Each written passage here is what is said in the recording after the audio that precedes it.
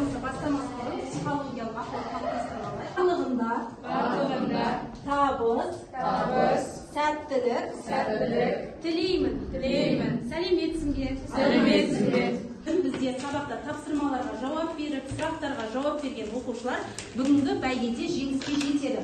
Әр тапсырма өзінің балы болады, сол балды жинаған оқушы біздерден бағалау бізге оңға тиеді. Қандай номер тұрады, сол номер бойынша екі топқа бөлінеді. Яғни бірінші номер тұрса бірінші топқа, екінші номер тұрса екінші топқа отырамыз. Алижан, қай номер таңдаймыз? 3. Сартай мен Мерген қандай оқиғаға тап болды? Сартай мен Мергеннің әкесі планетолог әкесімен бірге айға ұшады, және сол айда екеуі бір-біріне тығыспақ ойнаймыз деп бір-бірін жоғалтып алады.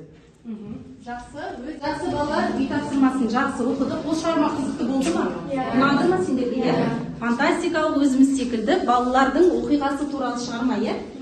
Енді балалар, қазір біз негізгі тақырыбымыз бүгін осы айдағы жасырынбақ әңгімесінің жалғасы, осы әңгімедегі кейіпкерлер бейнесі, яғни біз кейіпкерлерге талдау жасаймыз. Бүгінгі сабағымыздың мақсаты кейіпкерлерді сомдауда тура және жанама мінездеулерді анықтау. Біз тура және жанама мінездеулермен жұмыс жасап жүрміз. Қазір экранға назар аударып, жасанды интеллект арқылы анықтамасын бір еске салайық. Мінездеу әдеби кейіпкерді Екінші жолға мінездеу түрін анықтаймыз, үшінші жолға өзіміз мінездеме береміз.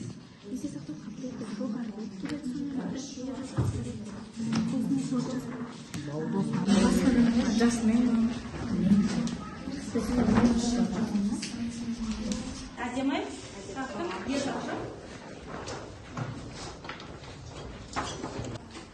Біз Жүніс Сартаевтың айдағы жасырынбақ әңгімесіндегі маңызды және басты кейіпкерлердің бірі Сартайға жанама мінездеу түрін келтірдік. Яғни жанама мінездеме дегеніміз бұл актер кейіпкерге қатысты құбылыстар арқылы оның бейнесін ашу. Және де осыған байланысты біз әңгімеден үзінді келтірдік. Маған бір жағдай болғанда қол ұшын беруге дайын. Сартай мені жоғалтып тапқандай қатты қуанды. Және де осы әңгіме үзіндісіне байланысты біз қорытынды жасадық. Бұл қорытындыда Сартай Мергенге қандай жағдай болса да қол ұшын беруге дайын тұратын, ықылықты әрі адал, досына шыншыл кейіпкер. Осы шығармада бізде Сартайға тура мінездеу бар ма? Сартайға негізінде жоқ, бұл жақта көбінесе бізде жанама мінездеу түрі берілген. Яғни біз оны байқампаз, есте сақтау қабілеті жоғары, балалық қызығушылығы бар, ашық мінезді, тәрбиелі, ақылды, алғыр деп алдық.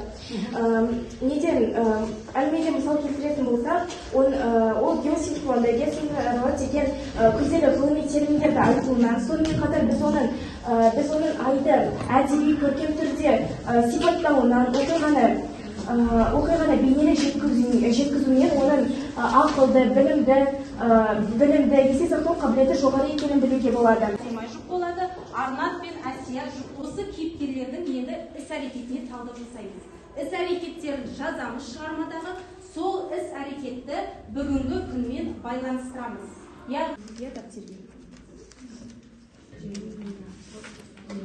Егер азамат қоршаған ортаны күтпесе, қорғамаса, аяламаса, ластаса, бағаламаса, сондай жағдай болатынын айтады. Яғни қазіргі өмірмен салыстыратын болсақ, қазіргі таңда көптеген қоқыстың өңделмей тасталып, жердің құнарлығын төмендетіп жатқанын байқауға болады.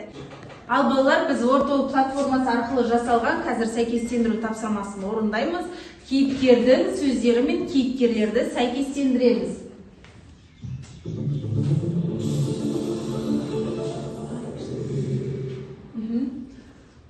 Мұнда бізде кейіпкердің сөздері және жоғары жақта кейіпкерлер берілген. Қане кім шығады бізде тақтаға? Келе қойшы тақтаға. Келесі қай кейіпкердің сөзі екенін анықтайық. Айдағы жасырма ойнады. Сартайдың сөзі. Жақсы, жарайсын, отта қой. Келесі кәні Ардақ, келе қой.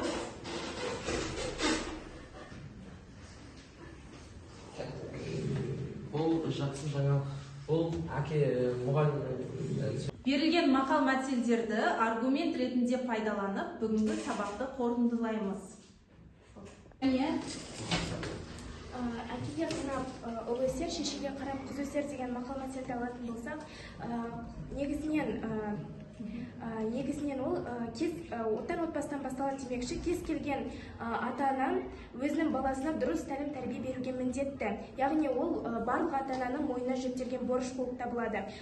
Сол себептен ата-бабамыз әкеге қарап ұл өсер, шешеге қарап қыз өсер деп айтып кеткен. Үйге тапсырма, бүгінгі сабағымыз аяқталды.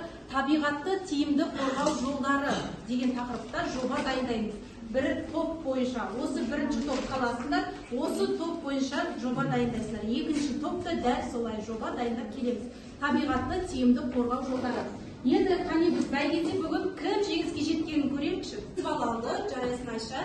Айша өте жақсы бүгін белсенді қатысты, тапсырмаларды орындады. Мұнда кейіпкерлер берілген. Осы кейіпкерлерді өздерінің аты жөндеріңді жазып, бүгін қай ғаламшарды сабақты түсіндіңдер? Білім ғаламшары, яғни барлығын жақсы түсін.